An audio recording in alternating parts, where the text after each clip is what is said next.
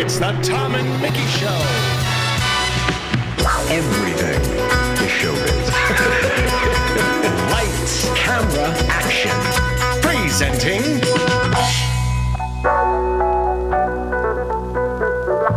I want to do a podcast. You don't want to do a podcast? Who died? I'm serious. Who's dead? No, who died this week? That's the opening to the... Who died? It would be, I tell you, I would do not, I would be reverential. I wouldn't make it fun, but I think there's some material like there. Right? Are you friendly at all with Mo Rocca? Yeah. So, obituaries. He's obituaries, yeah. Well, I'm an obituary reader, and I become like a little bit of a connoisseur of the writing, because that's a whole department at the Times, the obituary, Absolutely. and they have one for me already, because once you're over a certain age, they write an obituary, and they update it every few years. Yeah. But I don't know. I just think it might be, I think we're all, we all made this deal. So we're all going sometime, you know what I mean? We made the deal. And, but we it's like a taboo subject, and it needs to be demystified a little bit. So I just, sometimes I think that would be something. I'm fascinated too when they have a quote, like when they interview somebody while they're alive, and we interviewed so-and-so for this obituary. And it's like, wow, that's a time capsule, because crazy. You never get to read that during your lifetime in the context that it's presented. Oh, that's crazy. And you know what I loved? When you read the Times, every once in a while, you don't do it too much anymore because they're all gone, but Medal of Honor winners from World War II and you wouldn't believe some of the tales. There was one. This is what gets me. All right, so this guy, he gets shot down over occupied France. He parachutes in. German occupied territory, everywhere. They're everywhere. He goes and hides in a pickle barrel at this farm. He goes to this farm and he hides in a pickle barrel. He's in the barrel. They find him. Two Germans get him, and they get him out of the pickle barrel. And they're gonna kill him, but they talk to him and they search him and they find his cigarettes. They get so involved with the cigarettes that he kills them both. Oh my God! This is true. Wow. And somehow he makes it back to Allied lines. It's the greatest story of all time. You know what I mean? I'm not going to read that. Yeah, God. Yeah. They got so. They killed them both. No, it's utterly fascinating, the lives that people live. We're obsessed with obituaries. Anytime somebody major passes, we'll say to each other, because it comes in on the phone, breaking news, we say, above the fold or below the fold? How about Duvall? Duvall was great. Oh, yeah. How about one of the greatest lines, I think, of all time? I don't care. In Tender Mercies, he plays the washed-up singer, the country singer. His daughter, he makes up with his daughter in the movie. He makes up with his daughter, goes home, and she gets killed in a car accident. He's been estranged from this kid. He finally makes up and she gets killed in a car accident. So he's hoeing, I don't know if you remember, he's hoeing a garden. And I can't remember the woman. She comes out and she says, You okay?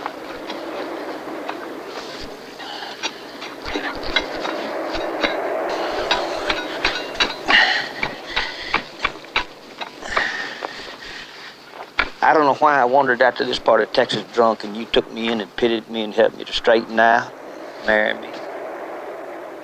Why? Why did that happen? Is there a reason that happened? And Sonny's daddy died in the war.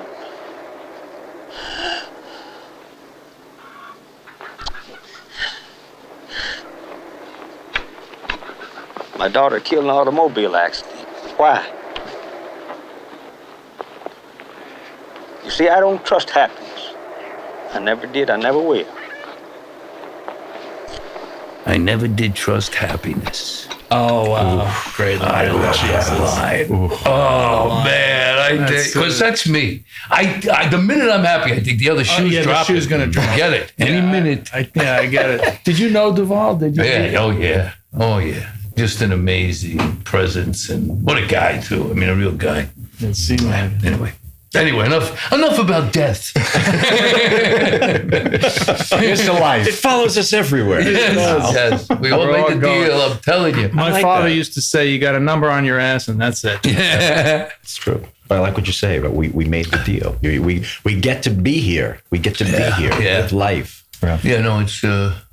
Make every moment it's- count. You know, I was with... Wednesday, I went out to Long Island.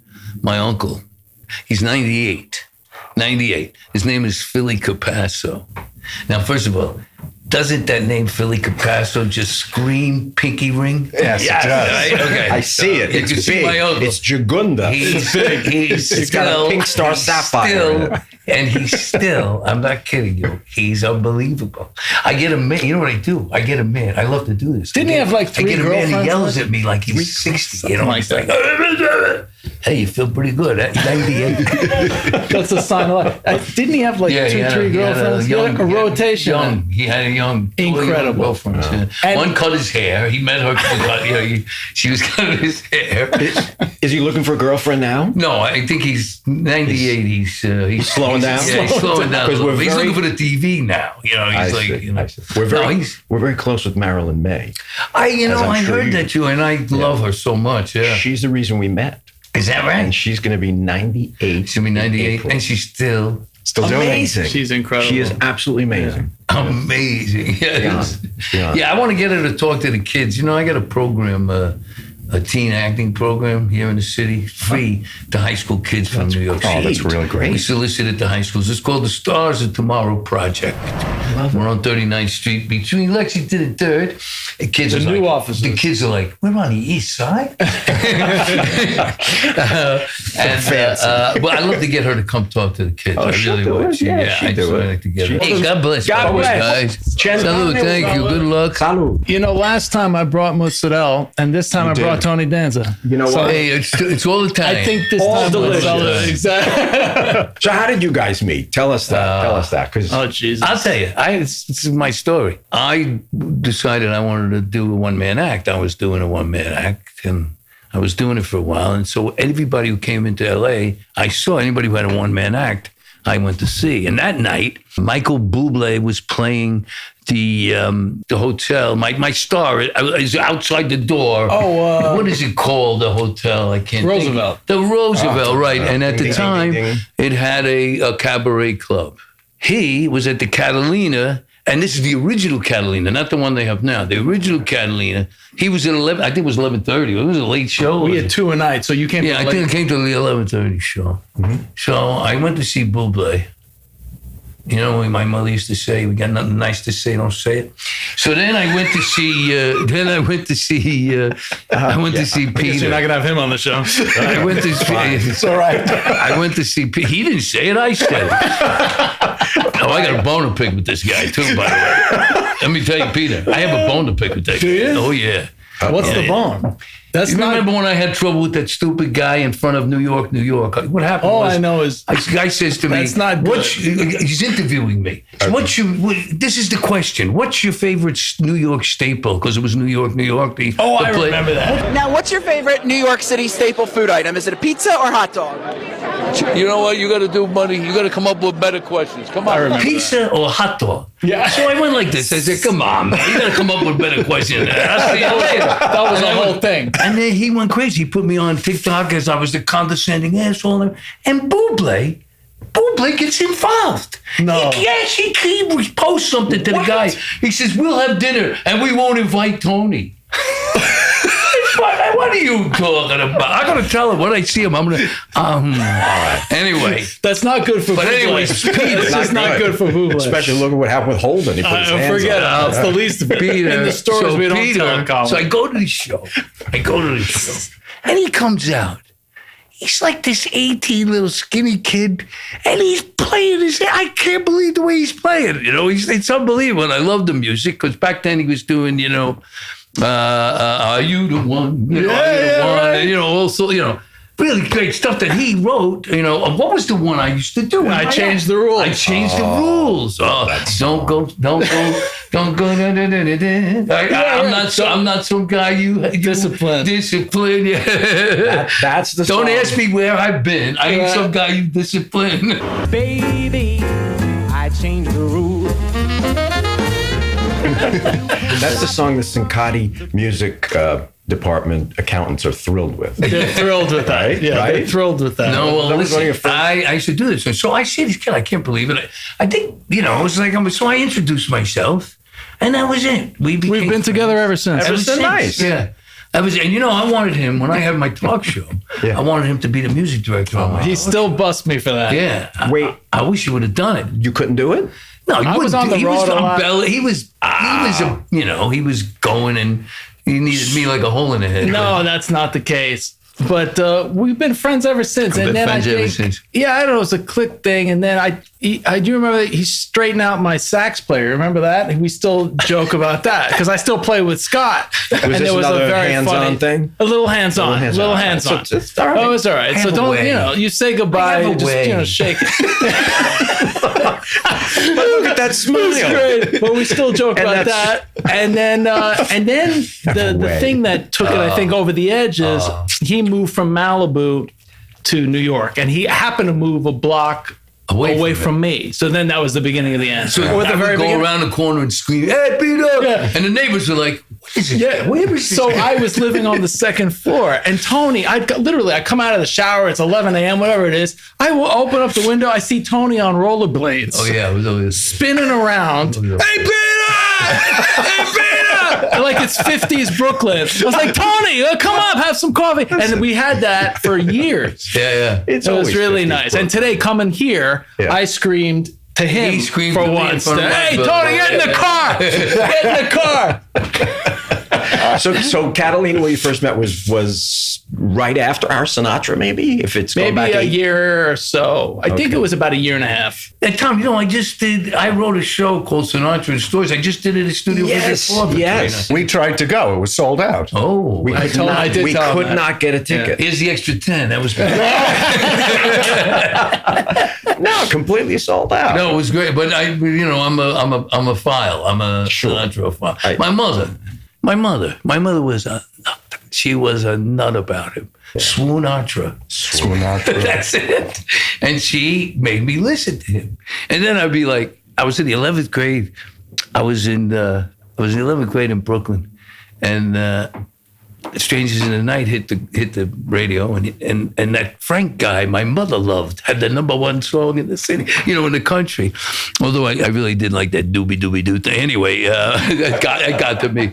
But she got me crazy about him, and then somehow, some crazy, set of circumstances, I ended up being around him and with him. Like what? So we were talking about this before you guys came in. I was trying to.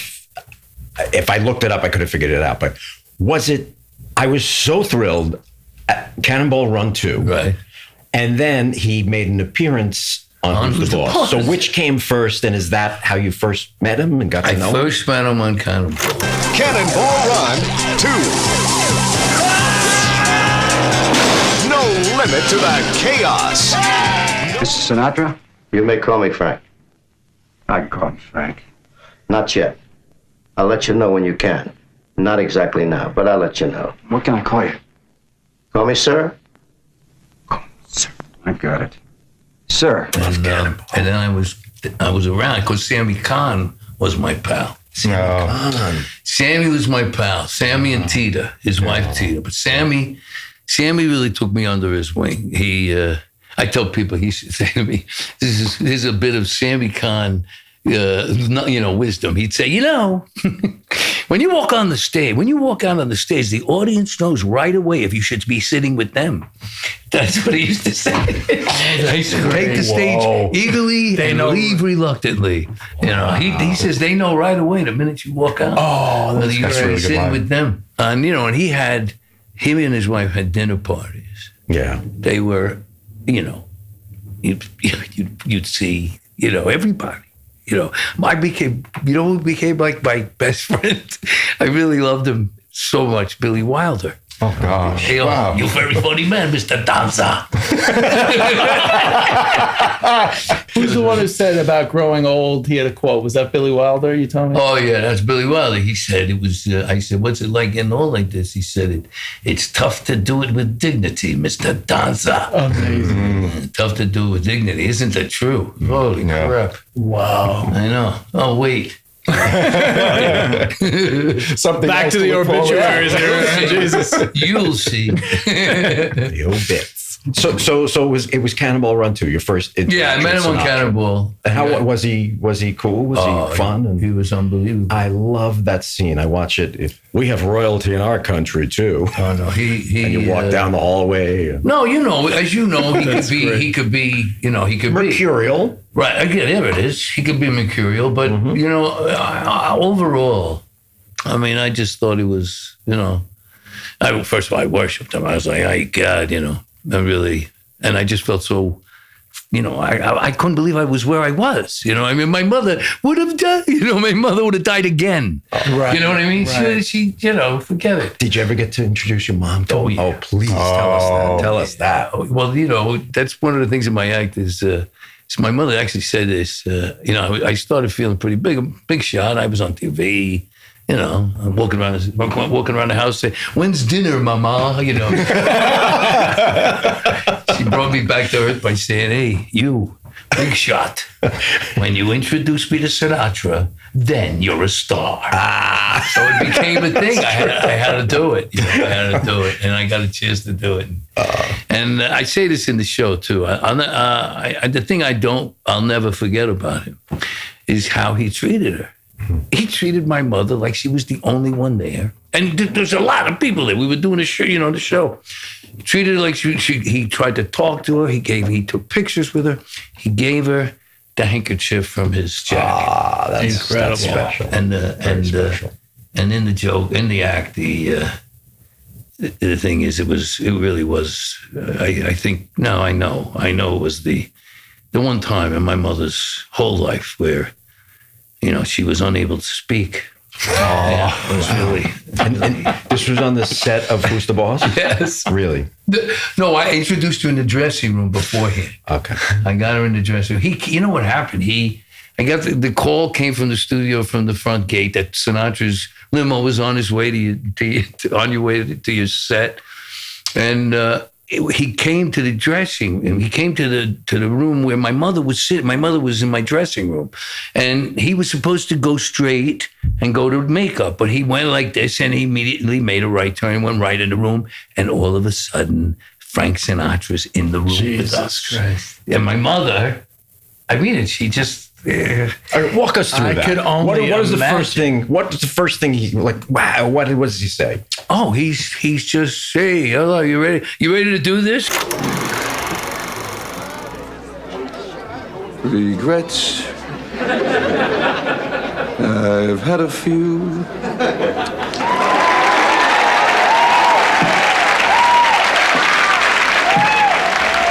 Hey, excuse me. Would you hand me a napkin, please? Hey, what's the matter? Your arm broke? Oh, my God, it's you here. Have the whole stack. Thanks very much. Thank you. Oh, Mr. Sinatra. Mr. Sinatra, I've seen all your movies. I've seen every TV show. Our Town, 1955. 1955? I know every song you ever recorded by heart. Intonations, everything. But there's always been one question I've been dying to ask you. What? How does it feel to be worshipped and adored by millions and millions of women? Nice. I knew it! Like, yeah, we're ready. Everything's safe, and I was like, it's really hard to call him Frank. Right. I don't care who you are. Your Eminence. Yeah, what are you going to say? Sir, can I? That's true. But I said, I want to introduce you to my mother. Aww. And he said, I'd love to meet your mother. And he did. What was your mom's name? Anna Gamisa. Anna Gamisa. And she couldn't speak. She couldn't speak. No, she really couldn't. He tried to talk to her. She couldn't speak. It was the craziest thing you've ever seen. And my mother could speak. Believe me. She was, by the way, 4'11". She was a midget. Amazing. She was so small. It was unbelievable. She was a force. 4'11". 4'11". Yeah. You know, this is true. This is scary. When I finished 10th grade in high school, I was 4'11". I weighed about 90 pounds. And, you know, I used to get beat up every day because I had a 6-foot mouth. You know, so every day I got beat up. But I was like for so long I was mad at her. You did this to me. You made me sure. Oh, yeah. I was a little mad. And then I got lucky. You know? Oh, jeez. I was a little mad. Mom, what did you do? It's great. I mean, you worship Sinatra too, right? Yeah, I heard all those stories since a small age. I first saw him when I was 14 years old at Carnegie Hall, June 10th, 1984. Wow. You don't forget that. And my mom and dad, funny enough, my parents were not, I mean, they liked Sinatra, but they were more into, my mother would always sing along with Edie Gourmet and Connie Francis. And, you know, so, but I got obsessed with Sinatra. And so they took me and my brother to see him at Carnegie Hall. And it was, I call the night, it was an epiphanic moment. Right. to just, I was 14. I'm just like, holy shit. I got a better one. Ready for this? Go ahead. So on Cannonball Run, I had my son with me. I had a son. My son was born when I was 19. So he was 10 at the time. And he was on the set with me. So I introduced him to Sinatra. And what happened was, like 4 days before, we had seen Buddy Rich and him, for Sinatra and Buddy Rich at the Hollywood Bowl. Wow. Oh, it was unbelievable. So I introduced my son to him, and this little kid says to him, my son says, "We saw you the other night. We saw your show the other night. It was really good." Sinatra is like, "Who is this? What'd you see? What are you talking about?" I said, "Oh, we saw you and Buddy Rich the other night at the Hollywood Bowl." He said, "Oh." He says, "You liked it?" He says, "Yeah." He says, "But you know what I really liked? This is my 10-year-old talking to Frank Sinatra. Are you crazy?" He says, "You know what I really liked?" He says, "What?" He says, "Remember when you took over the orchestra and you were conducting, and then you cut them off, you got them going real fast, and you cut them off and you turned to the audience and said, 'Not bad, huh?'" And he does it for Sinatra, and Sinatra cannot believe this 10-year-old kid is talking about his act, telling him his act. And it was this moment where Sinatra drops to one knee, he throws his arms out, and my son reaches in for a hug. Yeah. And they hold on to each other for a long time. And I'm going to give away my act. Because this is what happened. So it was the end of the day. Nobody can get in anyway. Yeah, exactly. It was the end of the day. And they started gathering us for a cast picture because there were paparazzi on the set because Sinatra was there. It was one day on the picture. Okay. So they gather us in. So Sinatra puts his arm on Burt Rensol's shoulder. Reynolds puts his arm on Tom DeLuise's shoulder. Then it's Sammy Davis, Dean Martin, and they start locking up all the way down, you know. It's going to be a great picture. Me and my son were always doing projects. Right. So at this moment, we were trying to be photographers, and we had a pretty good camera. So I say to my son, "Go around, get the picture with our camera." So he runs around, and then the flashes start. It's going crazy, you know, and everybody's standing there. And then all of a sudden it dies, it stops, and it breaks up, and then people start walking away, and he's still fumbling with the camera, the good camera that we can't figure out. So all of a sudden I hear Sinatra say, "Yo, wait a minute, come back. Yo, everybody, hey, yo, come back, please come back." And he puts his arm on Reynolds, and everybody starts locking up. Nobody knows why, but Sinatra said, "Do it," so they're doing it. Everybody, when we all lock back, he's like this. He goes, "All right, go ahead, Mark, get the picture." Incredible. And he waits like 3 seconds, and he goes, "You get the picture, Mark?" Mm. And my son says, "Yes, sir." And I was so proud that kid said, "Sir." I wanted to kiss him. But then Sinatra goes, "Okay, everybody, thank you." And he dismissed us. Okay. I mean, what a guy. Did he actually get the photo? Yeah. Oh, good. Yeah. That's amazing that he did that. I got a photo of my son and Sinatra. My son's looking up like this at Sinatra. It's hysterical. Yeah. No, I mean, we were lucky. Yeah. We just somehow I think it was my mother's will that somehow got us around him. Unbelievable. Yeah. After the Who's the Boss thing, did you run into him again? Oh, yeah. I was often around him. Yeah, that's when I really was with Sammy a lot, too. Sammy was the key. Sammy was the key. You know how many songs Sinatra recorded of Sammy Cahn's? I can answer that. Go ahead. And it's the most songs by any songwriter that ever. It's just unbelievable. 88. I think it's 84, but I'll give you 88. I think it's 84. All right, 84. 80 songs, Peter. Sammy Cahn. Incredible. Yeah. That's incredible. But Sammy Cahn wrote these words, and I know you'll love this. This is my first affair, so please be kind. Handle my heart with care, please be kind. Here's the line. This is all so grand. My dreams are on parade. I mean, I don't know about you, but my dreams are on parade all the time. I don't know. Listen, great. I just love it. I just love it. Listen, we are all artists at this table. Yeah, I love it. Did he write those? Remember those lyrics for you? Oh yeah. That was him. Yeah, he's the greatest parody writer. Sammy Cahn's the greatest parody writer. That's what I thought. Except. Just say hello to a brand new world. I'm telling you. That one's I'm telling you. I have a few of them. Like I have one where Sinatra's doing something for Jimmy Cagney. He's doing a thing, and he sings one of Sammy's, instead of doing a speech so cool. He sings this thing, and it's hysterical. I mean, it's even like he somehow got in. He's done it all with just one wife. You know, it's like, you know. Yeah. What's the one? Do the one with mine is there's no Tony like this Tony. That's so good. There's no Tony like this Tony, like no Tony we know. Once there was a Tony Canzaneri. Tony Bennett is Italian too. Tony Curtis is extraordinary because he's a Tony that is a Jew. Isn't that amazing? I love hearing that. And that's in your show? It's in another show. Another show. All right. It's in this show. I got a lot of shows. You got 1 million of them. He's got 1 million of them. Yeah. Amazing. When's your next show? And because you guys... We wanted to do a show. Yeah. Did you do something together at the Carlyle? Well, when he's playing, I go, and when I'm playing, he comes. You do like a... Well, we did, Go. No, you go. No. We keep talking about... No, that's why we're here. You got way more stories than I do. No. But we keep talking about maybe putting something together because he plays at the Carlyle. I play that. Young guy, old guy, you know, that kind of thing. But you know what I mean, Tommy? Great hair everywhere. Well, that's just great hair. All right, so we'll take the great hair guys. I go to Perry Como's guy. We'll take that. This is a rug, you know. But I'm saying two, you know, a duet, a duo. You know what I mean? Yeah, be great. So we have that one song that was going to be the one he wrote. That was going to be the closer, and I said, no, it should be the opener. It should be the show also. But the thing is, you know what it is? We do it anyway. That's why we said if we, we should just stick with that. We hang out anyway. We sing at the piano. We just, it's something that happens anyway. Yeah. So, but how to wrap it up? He's the accompanist of all time, you know.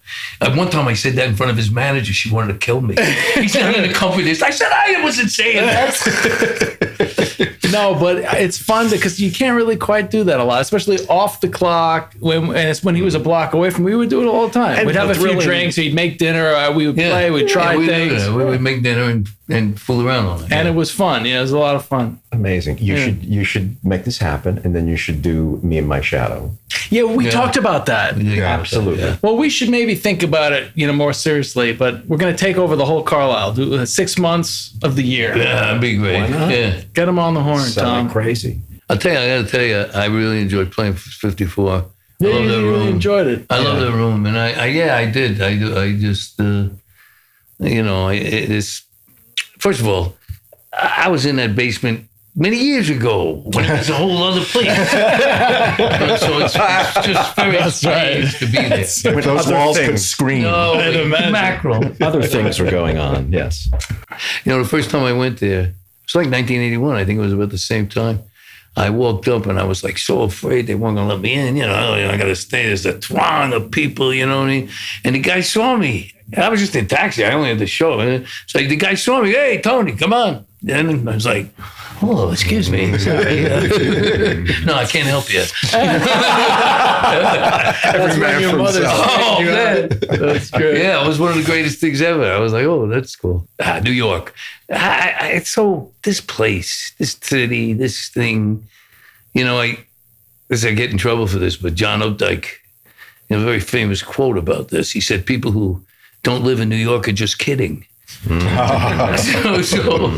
I really feel, I don't know, there's something about it here. You know, I came back in 2011 after 35 years in LA. I was there a long time, and it was good to me. LA was good to me.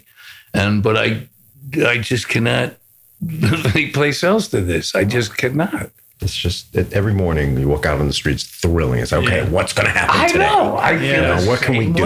What?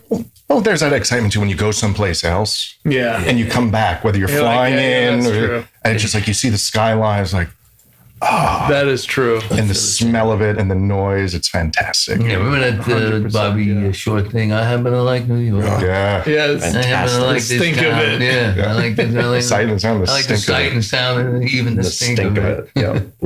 That's a tough song. It is. That's a tough song. A lot of the same note in that song. Yeah.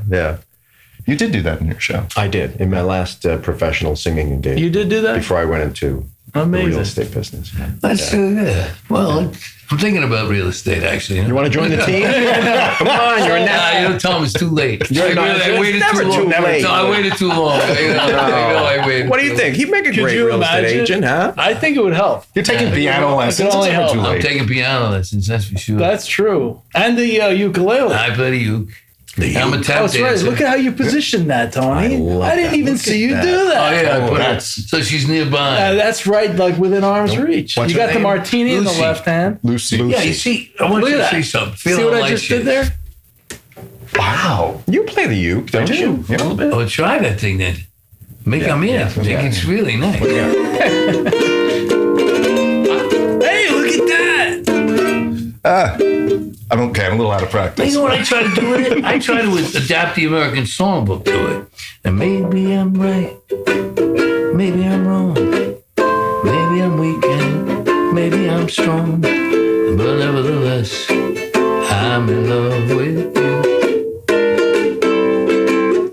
Something like that. I love it.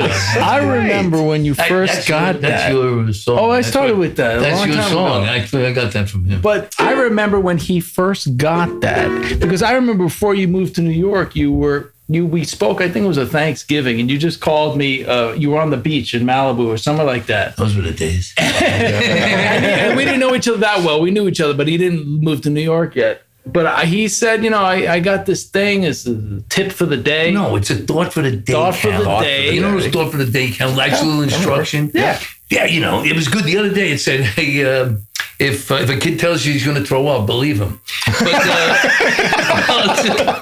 But one day it says, get a ukulele, a chord book, practice 30 minutes a day. 30 minutes a day. And you'll entertain yourself, your friends, and your family for the rest of your life. It was a long thought that day. But I did it. I got the chord book and I did it. But then I tried to do the American Songbook. When I want rain, I get sunny weather. I'm just as blue as the sky. Since love is gone, can't pull myself together. Guess I'll hang my tears out to dry. Amazing. You got all the right. So, beautiful. You can do that kind of stuff on it instead of, 5'2". Well, we're going to do that. We're going to do that. We saw that video. That's our hit. That video's on YouTube. Is it? Yeah. Was that? I think that's in my apartment. It's in your apartment. White carpet. The apartment we sold. That's right. No, I don't think so. It's not that. I think it's the one I was on the west side. Yeah, I think so. But I know that one. It said 14 years ago it went up there. Oh my God. Yeah. And I think it was a New Year's Eve. I think it was it felt like a new. But we used to do it pretty much whether it was New Year's or not. He lived around the corner. I would wake up. To come over. There were a couple of times he'd be in a panic at the next morning. Where's my ukulele? And it would be like right by the piano where he left it. Waking up without it. When did you first start singing, Tony? I mean, really? Yeah. I mean, I was always sort of singing, but I started doing the act in 90. You know what happened? I hit a tree skiing. Almost killed myself. And I took me 2 years to come back. I broke my back. It was a bad thing. But anyway, I got a break. Somehow I wasn't paralyzed, and I was going to get better eventually. So he said, what do you want to do with this second chance? And I wanted to be a song and dance man. That's what I wanted to do. So we put together an act. Had Buzz Cohan, one of the great vaudevillian writers of all time, and Walter Painter, a great production guy. And we put this huge act together. Tom, because I was afraid. Basically, I was afraid, so I had to have all the trappings. So I had videotape, I had gag reels from Taxi and Who's the Boss. I had videotape of my fights. There is tough Tony Danza. He's quite a local favorite. But evidently, Tony Danza doesn't feel like feeling anybody out. Tony Danza is all ready to start throwing bombs, which he's doing right now. I'd show him a fight where I beat up a guy, and I'd say, what do you expect? What am I going to do? Show you one where I lose? So I had that. I had two girls in the show, a blonde and a brunette, and I had another dancer. I had my tap dance teacher in the show. The great Pat Rico was in the show. It was like a big production.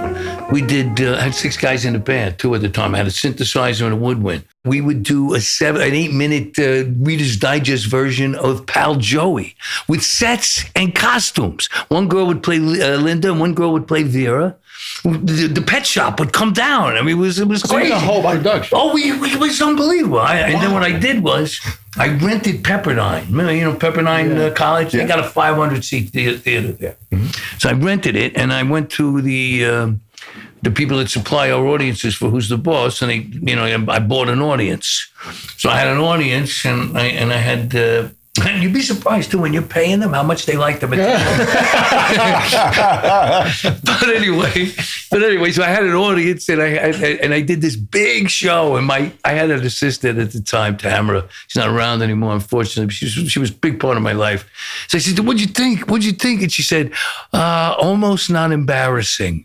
So I was like, I had a long way to go, and it was a battle, and then little by little.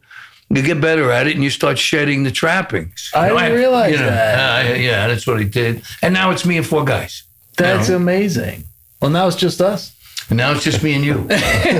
No, but it's funny. So you think that's all because you were such a different lane. You had fear, you said. I was scared. I was totally scared. So I just didn't think I could do it. So I figured, it was a big production, and I could excel. I could do, well in it. The Pal Joey stuff was fabulous. I mean, it did 7 songs and the whole play in like 8 minutes. That's amazing. That's interesting. Yeah. But that's when I started, and I don't have to tell you. You have to go out and you end up, you're singing a ballad as the roller coaster goes by some nights. You go where you can get a job. I got a big break because Merv Griffin owned Resorts, which was the first casino in Atlantic City, and he gave me a job. And he said, I'll give you a job. So I used to do his show all the time. I was like a regular on his show. So he put you in the showroom? He put me in the showroom. Wow. That was the first job I had was at Resorts. And we had this huge, it was really something. I mean, big orchestra? No, just 6 guys. But it sounded, we had a synth, bass, drums, guitar, piano. So it was fun. But it's much better now. It's much better. We used to have a bus and a truck. Incredible. Yeah, we were on the road. It was crazy. Wow. Crazy. I didn't know that. Oh, yeah. I paid my dues, Peter. And somehow dues are never fully paid. Never. That's right. Never. That's right. That's true. By the way, this is a great Martini. It's very good. I'm glad. Who made it? Mickey made it. Mickey, it's very good. You're all right. It's very good. You're all right. He's all right. I used to do a joke of mine when I first act. I used to go, hey, thank you very much for coming, ladies and gentlemen. I'm so excited that you're here. I really do. I know that, though, if you haven't seen my act before, you might have, a couple of questions on your mind. The big question, the really huge question is, what does he do? And then we get a big laugh, That breaks the ice. I could still get away with that. I'm telling you, I could still get a laugh with that. That's incredible. Yeah. After all these years of doing the show. I bet you I could still get away with that. I mean it. I'm doing a joke now that's killing me. I'm doing a joke now that's absolutely killing me. I can't resist because I'm a chunky. So I do a joke about that when I was on TV, there was only 3 networks. You were on TV, it was a big thing. It's not like now. Everybody's on TV except me. You know what? I just recently. And by the way, the show's coming back on the air like next week or something. Power. Oh, really? Yeah. I got one more season on this crazy. I play a bad guy on Raising Kanan, Power Book show on Stars. Yeah. Put you in the big chair. Now you're fucking with my business, which is disgraceful and unforgivable. Came into Queens, my place of business, and set up shop. That's a fucking insult under any circumstances. It's not like New York doesn't come out and step on our toes out in Jersey all the fucking time. Hey, Phil, I'm about to go from stepping on your toes to kneeling on your fucking neck. I'm Stefano Marchetti. Sounds dangerous. I am dangerous. I actually said in the show, hey, I find out who's responsible for this. Somebody's going to be wearing concrete slippers. And the guy at the table says, geez, I hope they don't come in my size. And I go, it's one size fits all.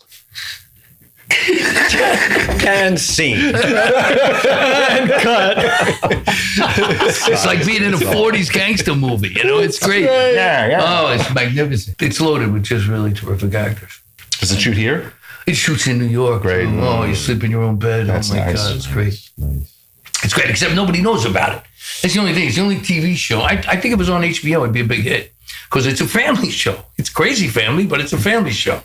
And Stars, I don't understand what they're up to.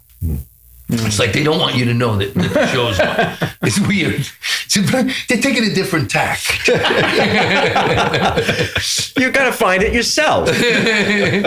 You want to see it? Do the work.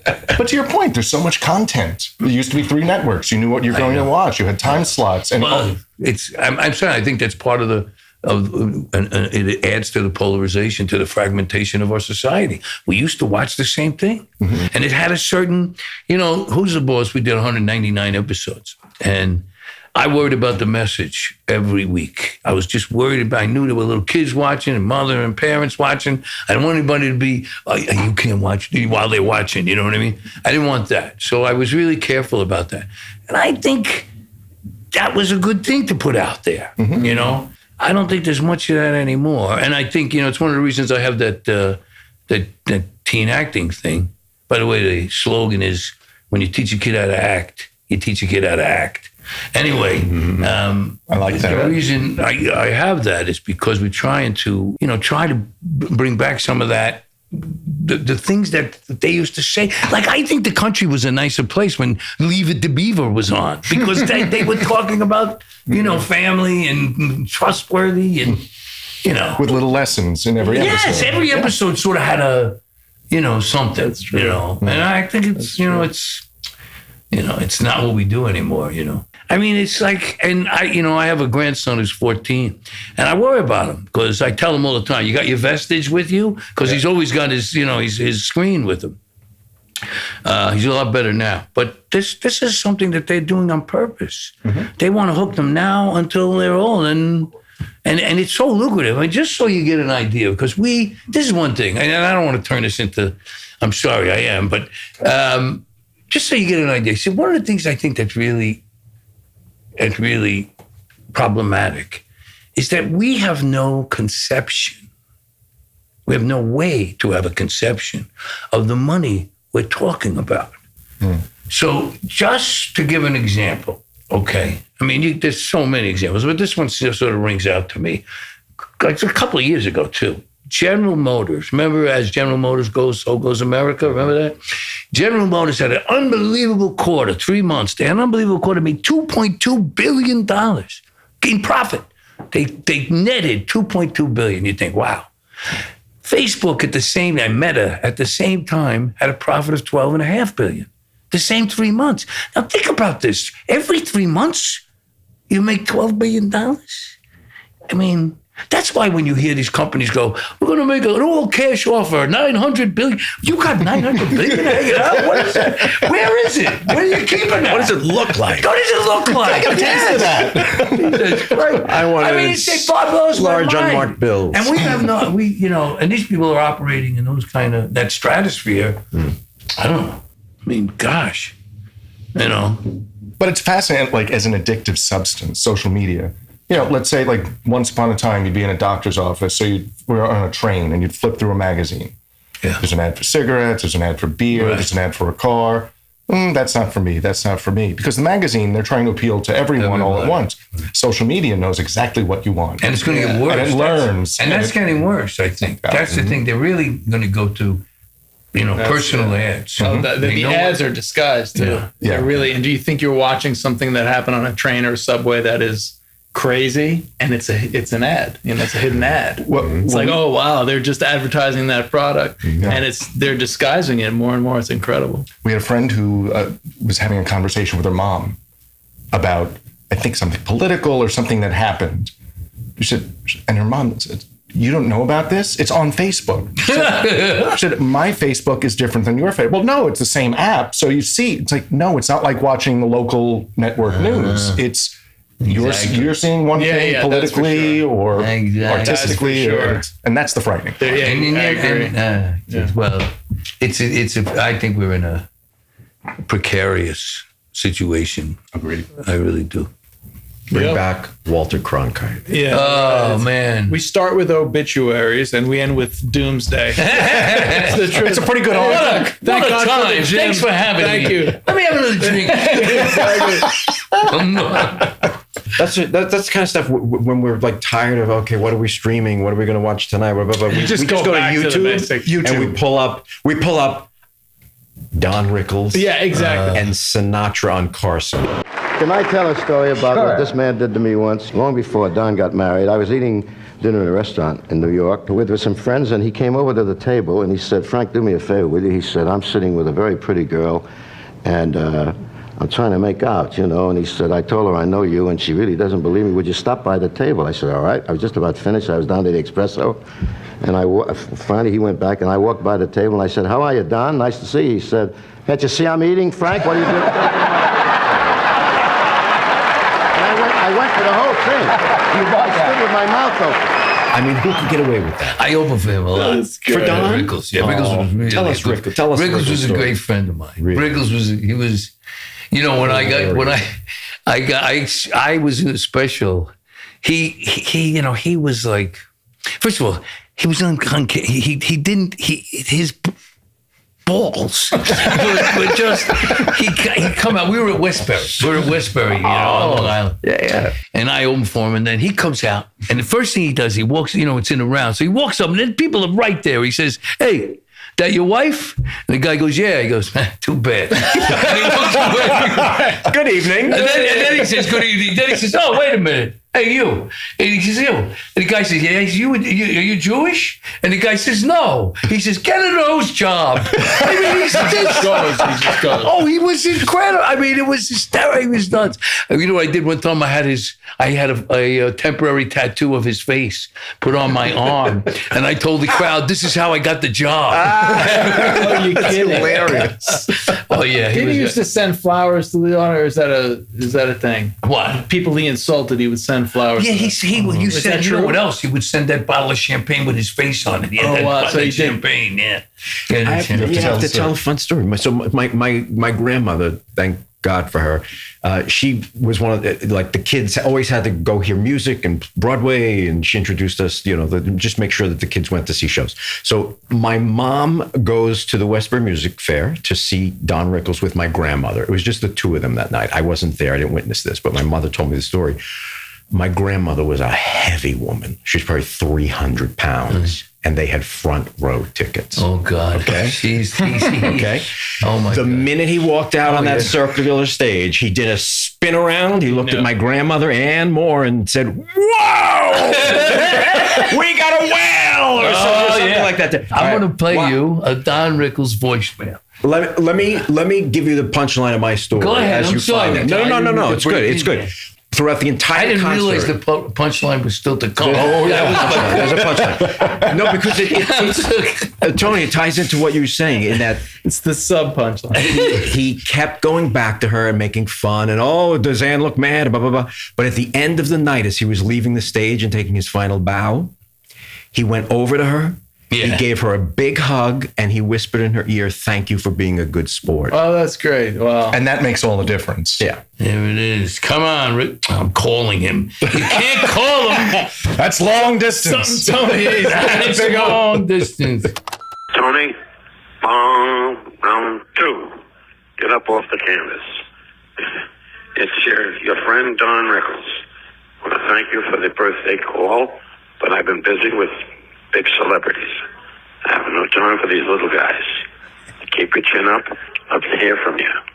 Meantime, run around the gym and tell everybody you used to box. Oh my God. Take care, you're a real pain in the ass.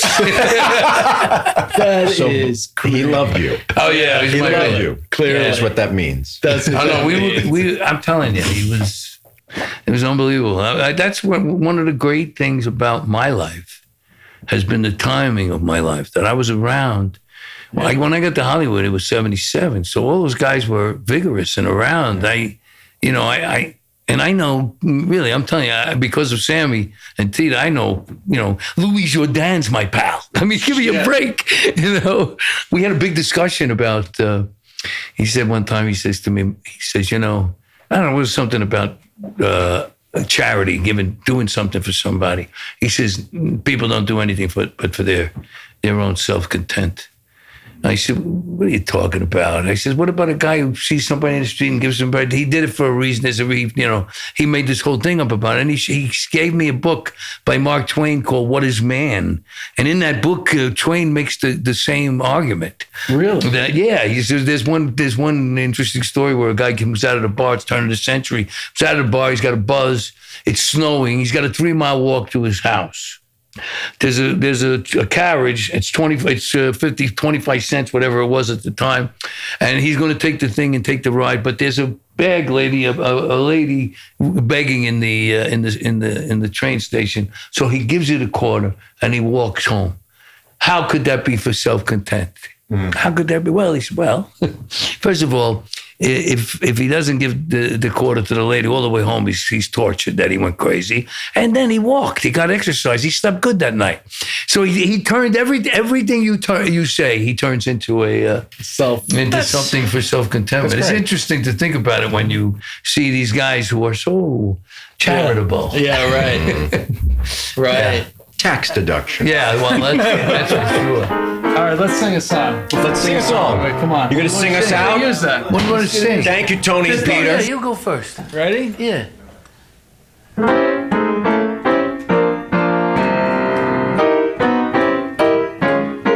I had scotch that tastes like oak. Good stuff. Yeah. One too many. I had rum with a lot of cola.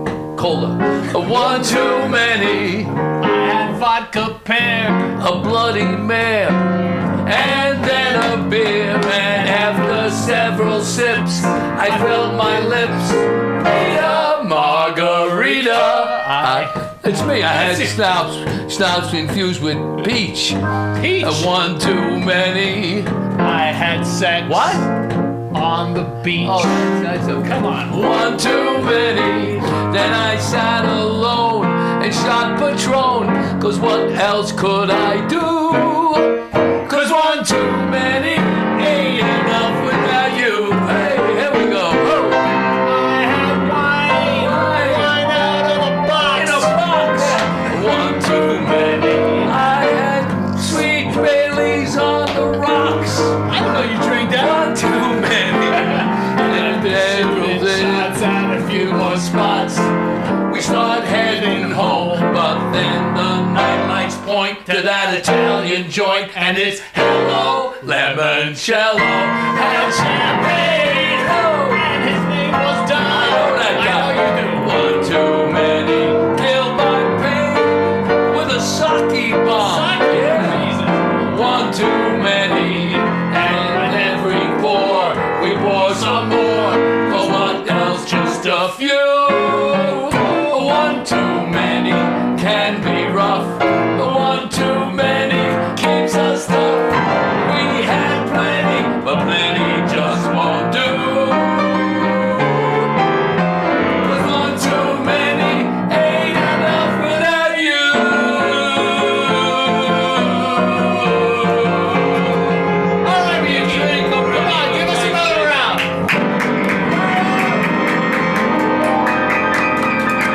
Good martini, Tony.